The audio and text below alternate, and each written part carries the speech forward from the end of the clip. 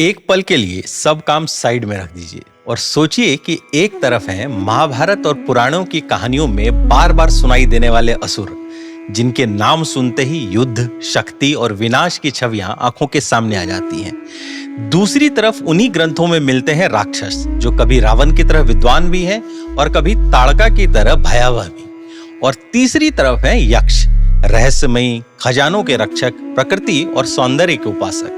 अब इसी बात से कई सवाल निकलते हैं। क्या असुर और राक्षस एक ही हैं या दोनों में कोई गहरा फर्क है? आखिर क्यों असुरों को हमेशा देवताओं के विरोधी के रूप में ही दिखाया जाता है? राक्षसों को कभी क्रूर मांसभक्षी और कभी वीर योद्धा क्यों कहा जाता है? यक्ष, जिन्हें अमूमन शांत और प्रकृति प्रेमी माना जाता है, वे देवताओं के साथ हैं या असुरों के? देखिए, सवाल यहीं खत्म नहीं होते। अब जरा यह भी सोचिए कि अगर असुर हमेशा बुराई के प्रतीक थे, तो प्रहलाद जैसा भक्त विष्णु का परम उपासक असुर कुल में ही क्यों पैदा हुआ? अगर राक्षस सिर्फ हिंसा और क्रूरता के रूप थे, तो विभीषण जैसा धर्मपरायण और राम का भक्त राक्षस कैसे बन गया? और अगर यक्ष बस खजाने के रक्षक थे, तो महाभारत में यक्ष युधिष्ठिर संवाद इतना गूढ़ और ज्ञान से भरा क्यों माना जाता है?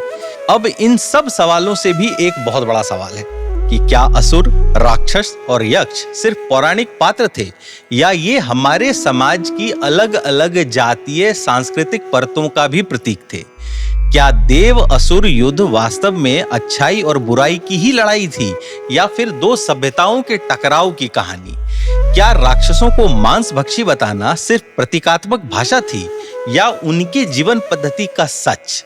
और क्या यक्ष वास्तव में प्रकृति पूजक जनजातियां थी, जिन्हें बाद में रहस्यमयी रक्षक की छवि दे दी गई? आज के इस एपिसोड में हम इन्हीं सवालों के जवाब ढूंढेंगे और यह समझने की कोशिश करेंगे कि क्या ऐसे लोगों से हम अपने डे टू डे लाइफ में भी मिलते हैं। अगर नहीं तो कोई बात नहीं, लेकिन हाँ, तो फिर उनको पहचाना कैसे जाए। नमस्कार, मैं हूं रोहित वत्स और आप देख रहे हैं बजरवट्टू डिवाइन पर सनातन सिंप्लीफाइड।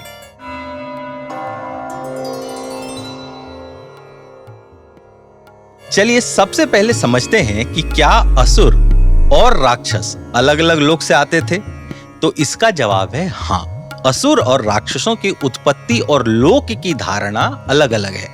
असुरों का जिक्र ऋग्वेद से ही मिलता है। शुरुआती वेदों में असुर शब्द हमेशा नकारात्मक नहीं था। वरुण और मित्र जैसे देवताओं को भी असुर कहा गया था, लेकिन धीरे धीरे असुर देवताओं के विरोधी और पाताल लोक के निवासी माने जाने लगे। वे शक्ति, बल और दैत्य कुल के प्रतीक बने। पुराणों के अनुसार असुर दानव कश्यप और दीति के पुत्र थे, इसीलिए उनकी जगह अक्सर पाताल या अधोलोक में बताई गई। वहीं राक्षस का जिक्र रामायण और महाभारत में अधिक मिला।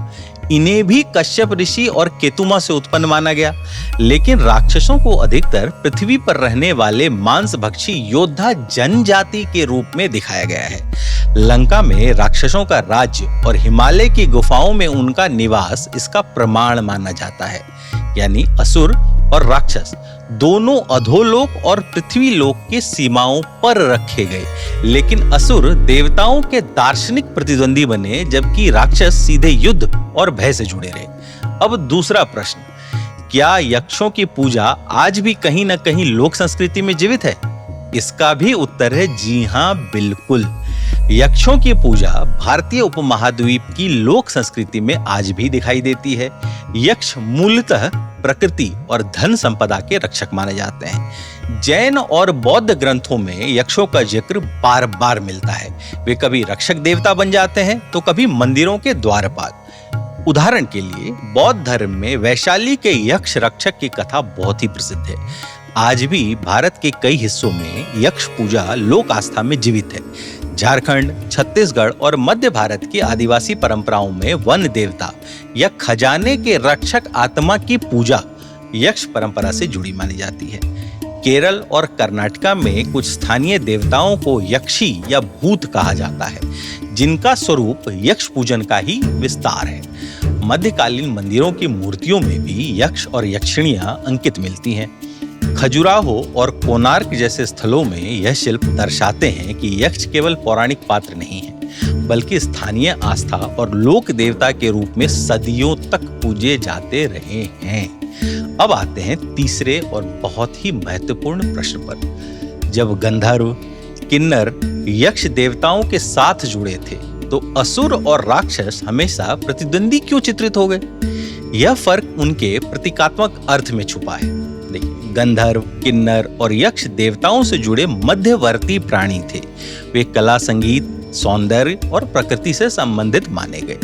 गंधर्व संगीत के देवता, किन्नर रहस्यमयी गायक और यक्ष संपदा के रक्षक थे। इसीलिए उन्हें देवताओं के सहयोगी और सकारात्मक रूप में चित्रित किया गया। अब इसका एकदम उल्टा है। असुर और राक्षस अक्सर देवताओं के विरोधी दिखाए गए। असुरों को देवताओं की सत्ता और यक्ष विधियों के प्रतिद्वंदी माना गया। वे हमेशा शक्ति संघर्ष में रहे।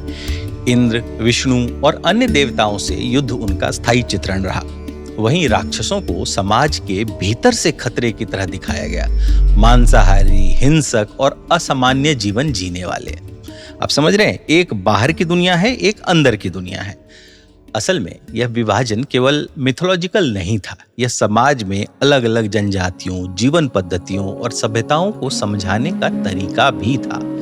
जो देवताओं के धर्म और संस्कृति के करीब थे उन्हें सहयोगी, गंधर्व, यक्ष, किन्नर वगैरह वगैरह बताया गया, और जो विरोध में खड़े थे उन्हें असुर और राक्षस कहा गया।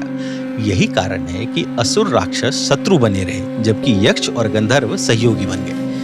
अब यह हुई असुर, राक्षस और यक्ष की बात जो माइथोलॉजिकल टेक्स्ट में लिखी है। लेकिन क्या ये लोग हमें अपने जीवन में आज भी मिलते हैं? आगे बढ़ने से पहले आप बजरबट्टू डिवाइन को लाइक और सब्सक्राइब कर लें। इस प्रश्न का उत्तर भी है हाँ।